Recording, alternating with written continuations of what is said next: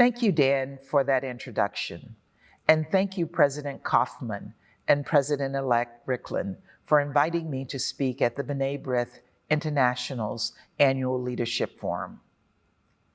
It is an honor to address your historic organization. You were, after all, present for the very founding of the United Nations. Your long legacy of fighting for human rights, leading disaster relief and humanitarian responses, and supporting and defending Israel at the United Nations has made the world safer, freer, more tolerant, and more just. I just took my first trip to Israel last month.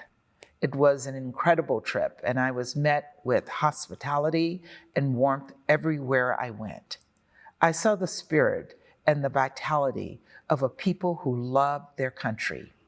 I also saw firsthand the serious security risk faced by Israel. It is subjected to regular attacks by terrorist organizations, including Hamas and Hezbollah, both of whom are funded by Iran. The impact of Iran's nuclear aspirations and hatred for Israel must not be ignored. On my trip, where I visited Israel, the West Bank, and also Jordan, I reaffirmed our support for a two-state solution, one in which a Jewish and democratic Israel lives in peace alongside a sovereign, viable Palestinian state. I had an extensive itinerary. I visited the Knesset and met with Prime Minister Bennett.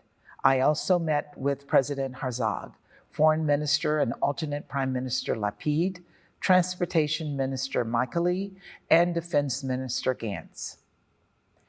In my meeting with Prime Minister Bennett, I reaffirmed the deep and enduring bond between the United States and Israel, and I reviewed my efforts to combat anti-Israel bias at the United Nations. The Biden administration is committed to defending Israel from one-sided and biased resolutions that do nothing to promote peace. And I've been proud to stand up for Israel at the Security Council and in the General Assembly. In all of my meetings with Israeli officials, I underscored that Israelis and Palestinians alike deserve equal measures of freedom, security, dignity, and prosperity. I also had the opportunity to visit an UNRWA school, in part to ensure it was rigorously adhering to humanitarian principles, including neutrality. I raised directly with UNRWA leadership our concerns about Palestinian textbooks used in UNRWA schools that contain problematic material. During that visit, I also met with some of the young girls attending the school.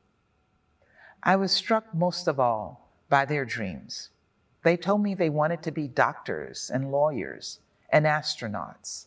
I know Israeli girls and boys have the same hopes and the same dreams for far bigger than you'd think their young hearts can handle. That is what we mean when we say we want equal measures of freedom, dignity, and security, and prosperity.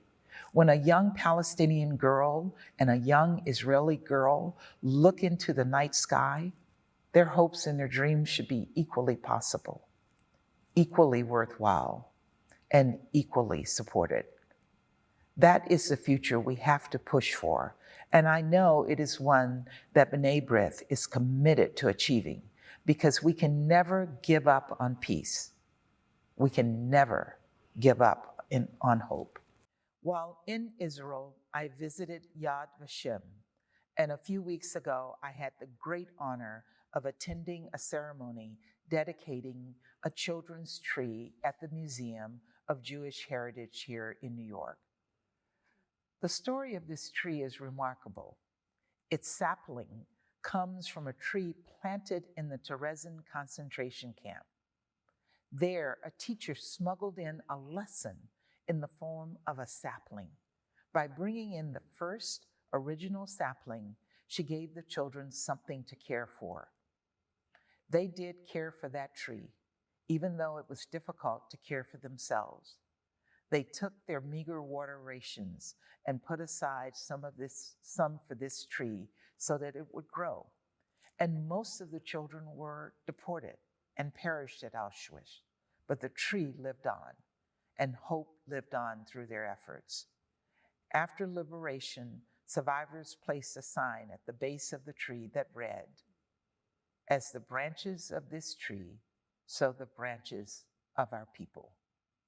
I know the Jewish people will continue to branch out, just as the saplings from that original tree in Terezin now thrive all around the world.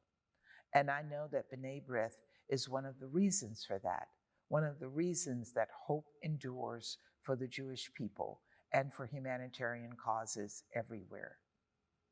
So thank you for your ceaseless efforts, from fighting for low-income senior housing to standing up for Israel to distributing COVID-19 relief kits.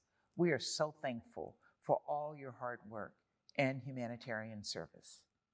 I know we will continue to be partners and benefit from your advocacy in the weeks, months, and years to come. Thank you.